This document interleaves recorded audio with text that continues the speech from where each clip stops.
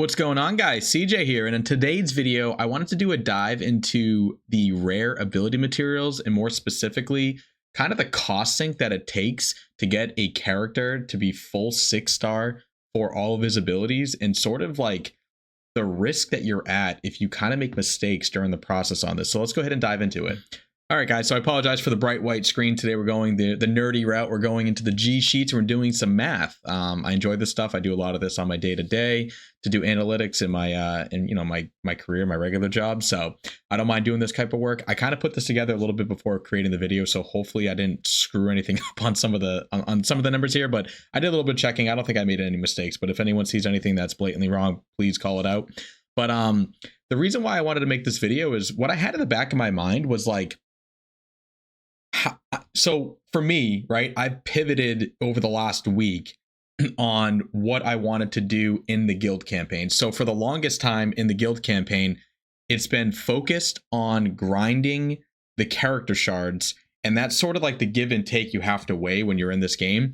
The shards are very important, especially starring up characters. But on the flip side, once you're starting to get to a point in the game where you have a lot of your characters at that maybe 6 or 7-star mark, the next biggest bottleneck in the game by far is your purple rare ability materials in order to get your characters from level 3 on an ability to 4, 5, and 6, right? And some of them even require the ones further than that, the epics, which those are pretty much not free to play friendly, but not even including the epics because you can't actually get those in the game at this point. Those are just from purchases. I wanted to figure out, okay, like what am I losing? Because I there's still characters on my account that are not 7-star from the guild campaign, and I hate every minute that I spend my blue guild energy on just specifically resources, knowing that I have characters that I still would love to 7-star. So for example, Gimli, currently at 6-star, I'd love to get him to 7. Grimpa, knowing that I want to farm goblins 5-star, I'd love to get him to 6, even to 7-star. Boromir, 3-star, just marquee level, love to get him to 5 or 6. Like just simple grinds that you can do in a few days if you're refreshing on the guild nodes.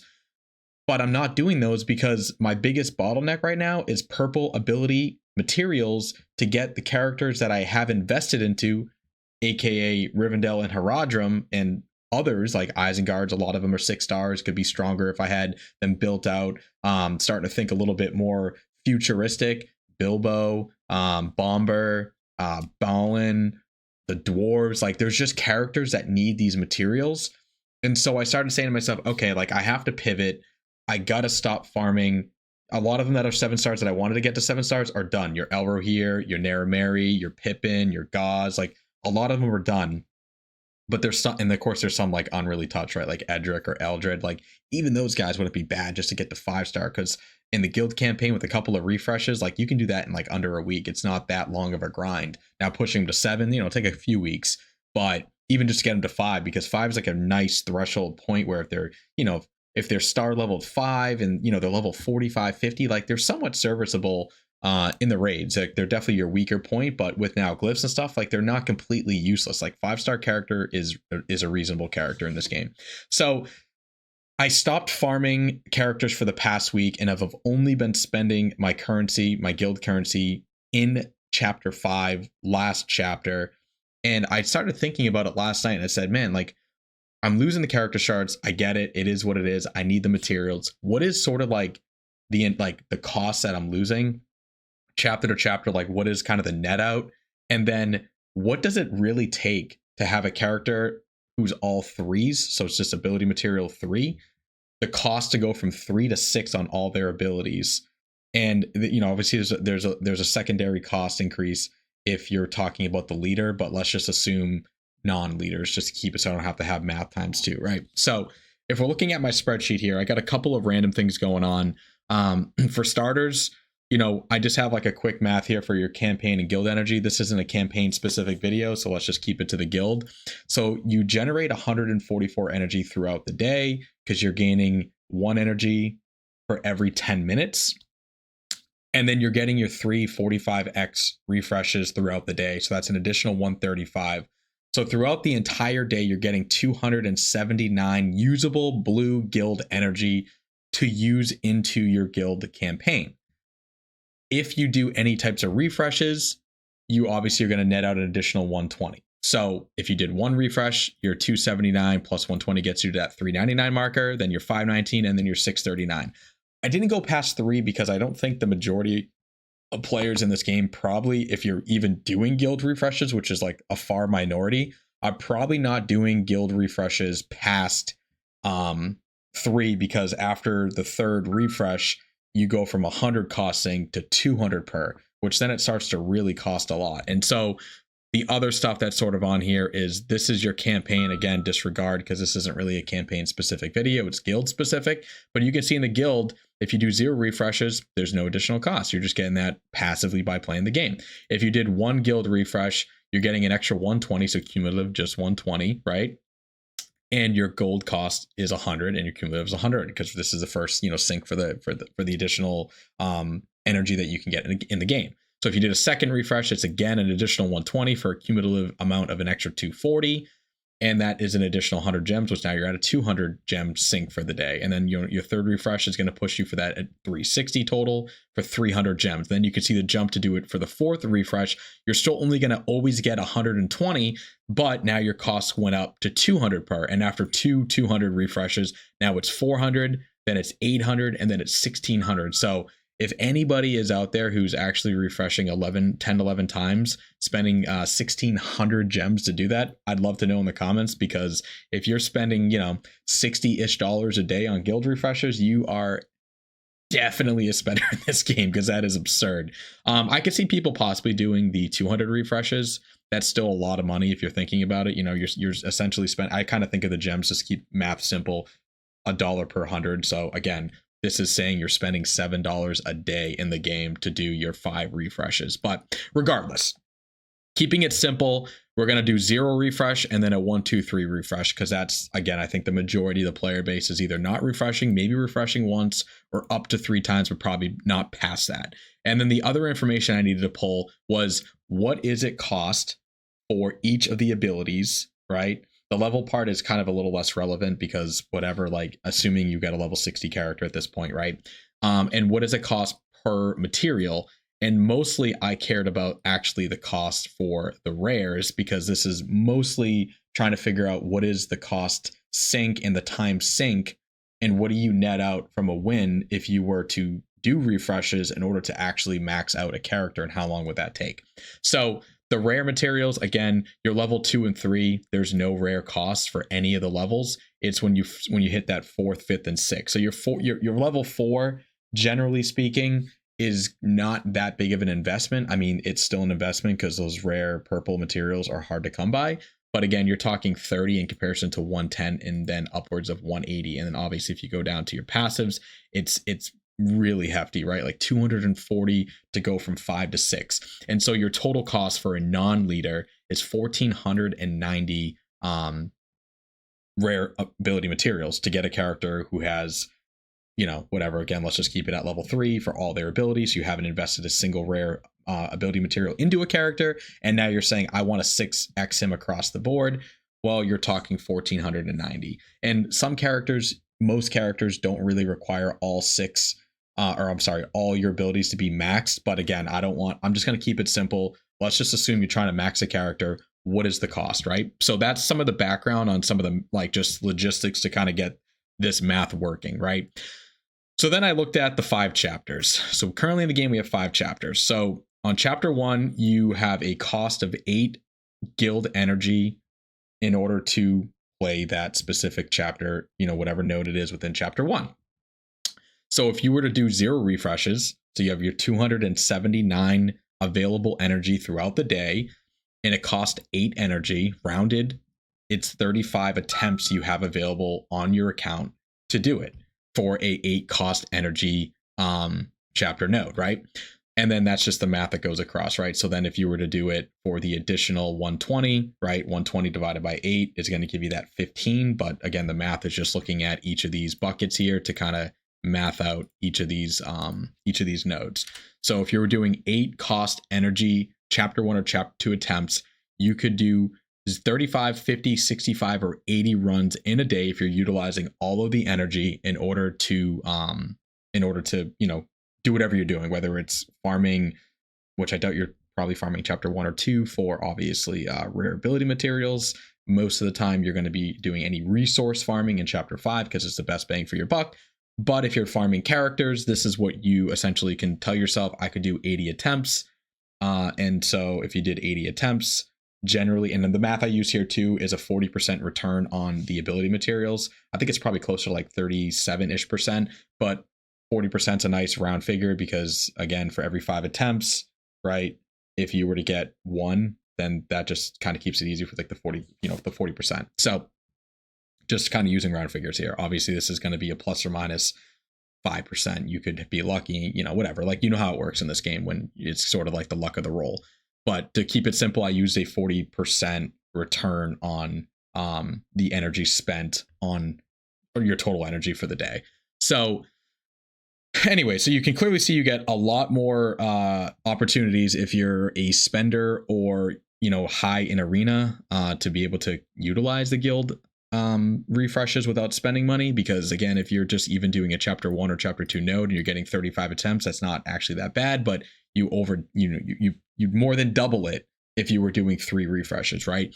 And your return, again, the gold and everything here is not as relevant because you're not really farming these chapters for gold. This is more to talk about the rare ability material return investment. But again, you are seeing, 40,000 gold, almost 50,000 gold, and almost 60,000 gold between chapters 1, 2, and 3. So like about a 10,000 increase per each of the chapters, depending on what you're actually farming. But you can see in chapter 3, if we kind of get down here, you are now at that 10 energy cost per attempt. So you do actually start to lose the amount of times you can actually run it. So again, keep that in mind if you're thinking from a character shard perspective, which I probably could have included the shard, and maybe I'll add it to this file when I do share this kind of master sheet of mine at some point here soon, just because it would be nice to know, like, oh, if I did chapter 1, I did 3 refreshes, how many times would I be able to get, on average the X amount of shards, and then how quickly would I be able to complete that character in a chapter 1 versus chapter 3, because there is that additional cost from 8 to 10 energy.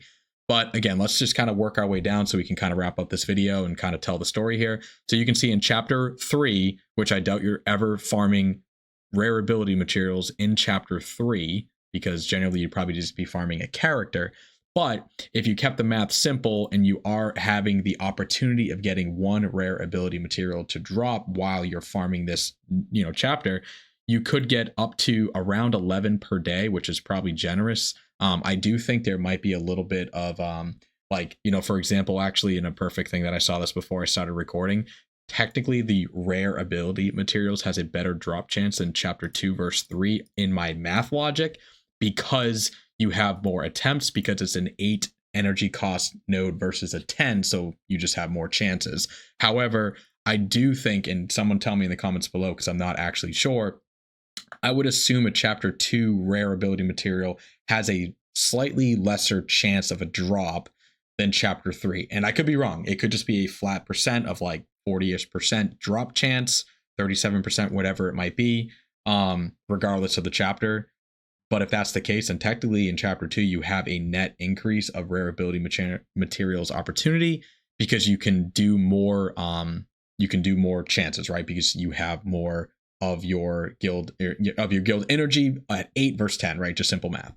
So again, keeping math simple here, it does technically say your chances are better to get some rare ability materials in 2 versus 3. But again, everyone's probably not really farming for ability materials outside of chapter 5. This is more if you're farming characters, just as like an FYI, what you can expect on a possible return on some of the other resources in the game. So let's go ahead and now kind of dive into our actual, what we want to see here. So this was quite surprising because again, I've been farming specifically chapter 5, and I kind of wanted to know, like, how long is it going to take me? Like, what are we at in terms of like a time investment to finish some of these characters? Because I've been doing it now for a week, and I've only moved the needle on one character, which was Lord Elrond, and I finally got him done at 6, ability 6 on his leader and his wave and his heal, right? So those 3 are now done, and I only did one of the abilities this week. So in like a week's time, I essentially was only able to make an impact on one ability. Granted, it was the most expensive, going from 5 to 6, but I was saying to myself, like, Jesus, this is like still super slow. Like, how long does it take? So if you're looking at chapter 5, again, it's a 10 energy attempt. So you're going to get your 28 attempts in a day, technically 27 because you get 279. This is just rounded up for that one extra attempt. You probably have some lingering energy from the past day, whatever. But then obviously you're getting that additional 12 attempts per refresh because 10, 120 you get divided by your 10 for attempt is going to give you 12 additional attempts per day per 100 you spend to get your three refreshes in addition to your just free amount you get in a standard day. So your gold, if you do 3 refreshes, it's actually pretty nice. You're seeing upwards of around 100,000 gold. You're getting about 17,000 character XP, and you're getting around 767 guild shop coins. And all these are static, so there shouldn't be a gain or loss. I'm pretty sure, and I did a little bit of quick testing, and again, correct me if I'm wrong in the comments, but I'm pretty sure your 4 here are always guaranteed. So you're always guaranteed when you do any campaign, whether it be guild or just general campaign, your gold, your character XP, your account XP, which if you're 60 is irrelevant, and then your, well, in this case, the guild shop currency you gain for doing the guild attempt, those are all static. So every time you do an attempt, you're guaranteed these resources back for in exchange of spending the energy. The caveat and the kind of hopeful of getting lucky is going to be your ability materials. So those aren't guaranteed. You could get lucky and do 10 runs in one hit, one go, and get 3 ability materials times 10. So get 30, hit the lottery, hit the jackpot, 10 for 10, or you could do 10 and get 0, right? Like there's no guarantee. It's just luck of the draw. So that's sort of the story on those materials, right? And there's 0 commons that drop in chapter 5. So that's where there's actually 0 commons that drop in chapter 4 too. So that's kind of where a little bit of the challenge becomes, because as you are farming chapter 5 and getting a ton of resources, specifically rare ability materials, you're going to start using commons, and commons you might have a surplus of for a while, but as you start leveling your stuff up, the commons are going to start to deplete, and you're not regaining commons because you're getting nothing from the guild campaign. And if you're doing the final tier of your like challenges that you can do 3 times a week, the Sunday everything and your 2x for the rest of the week, I'm almost positive too, in that node, you only get rare and uncommon and no common. So essentially, and if you do get common, it's like almost nothing. So essentially, you're not really gaining any more common ability materials on your account once you're sort of like in the end late game stages of your account. So that's something that does suck, because at one point in time, you're going to have to go back and start thinking about how you're going to replenish your common ability materials, because you had so much of it, you didn't think about it, but then you've been up doing all these upgrades and getting everyone to 3 and 4 and so forth, and it starts to add up pretty quick on how much you're actually going to be spending. I mean, if we go back and look on a common ability material, which is going to be in this bucket here, it's around 400, which is like, that's not that bad. But if 400, you do 5, 6, 7, 8 characters, you're talking thousands of that material if you're taking them from nothing invested into them to 4, 5, or 6, right? So it starts to add up pretty quick, and you're not replenishing it. So it's essentially going to go and run out. But again, if we go back, just kind of wrap this up, you can see, if you've already been kind of looking, if you're doing a chapter 5 resource run like I am for myself, this is what I'm currently seeing per day. So roughly 33 rare ability materials per day is what I can expect to see in my account. If I did 1 refresh, it bumps up to about 48. Did another refresh around 62, and that kind of max average is about 77 a day. So if you're looking at that on a character level and you're going from nothing invested to fully maxed out, these are the numbers here. So if you do nothing as a free-to-play player, you don't do any guild refreshes, it's going to take you about a month and a half to take a character from no investment to maxed, which is kind of a long time. If you do 1 refresh, it's about a month, about 3.5 weeks if you did 2 refreshes, and about 3 weeks just under if you did 3 refreshes. So even if you're doing 3 refreshes a day and you're just farming currency for your account, you're still looking at almost 3 weeks before you can take a character with enough rare ability materials to max. And that's a non-leader. If it was a leader, then you can add a little bit to this because they have that additional one to level up. Granted, the rare ability materials requirement is a bit lower. So anyways, I thought this was kind of interesting. I wanted to share it. I did it mostly for myself, and I said, what the hell, I'll just kind of put it out there. Just in case you were curious, like how long does it actually take? Again, not every character you're going to take all their abilities to 6. So, you know, if there's a character you're only taking maybe to 6 on 2 of the abilities, well, then you're going to cut out maybe 400 or 500 of that currency, which is going to cut the 1,500-ish investment to 1,000, which is then you're going to cut this into a third off of it. So instead of a month and a half on no refreshes, now it's only going to be probably about a month, right? So if I took this and I just changed the math and said, you know what, we're just going to cut it. Well, now, yeah, a month, and it could take about 2 weeks to get a character to like 2 4s and 2 6s, right? So just, you know, kind of keep that in mind. This is like if you absolutely trying to max out a character in full, but I still thought it's kind of crazy. So if you were doing full refreshes, granted, you are seeing a nice gold income, you know, 100K a day means about 700,000 a week just in doing the campaign 3x refresh, getting a nice chunk of character XP. Granted, that's still not even enough to take a character from like 55 to 56 in a day, but whatever, you're getting some character XP, and then you're getting a good plethora of guild shop currency. 1,300 a day, it's pretty nice, which I've actually been seeing that on my account because I stopped spending my guild campaign shop currency. I could probably farm Biffer, but I'm sort of just holding out, seeing if there's any updates that add a character to there. And I generally was at like a very low amount, like usually spent as much as I could to keep getting Webite farmed. But now that he's done, I'm kind of just in sitting limbo with Biffer at 5-star. This is now up to like 6,000 or 7,000 on my account because I've just been farming chapter 5. So at some point I'm gonna have to start spending it because I think it has a cap of 10K, and I'm probably gonna hit that before we get an update from CG, especially given how little updates we've gotten over here in the last month. So anyways, hopefully this helps. Hope the math makes sense. Hopefully the math is all checked out. But I thought it'd be interesting to kind of put together and sort of see it in in paper form. Maybe it exists already out there, but I wanted to do the math myself. So if you like it, appreciate it. Like, comment, subscribe, and I'll see you in the next one. Bye.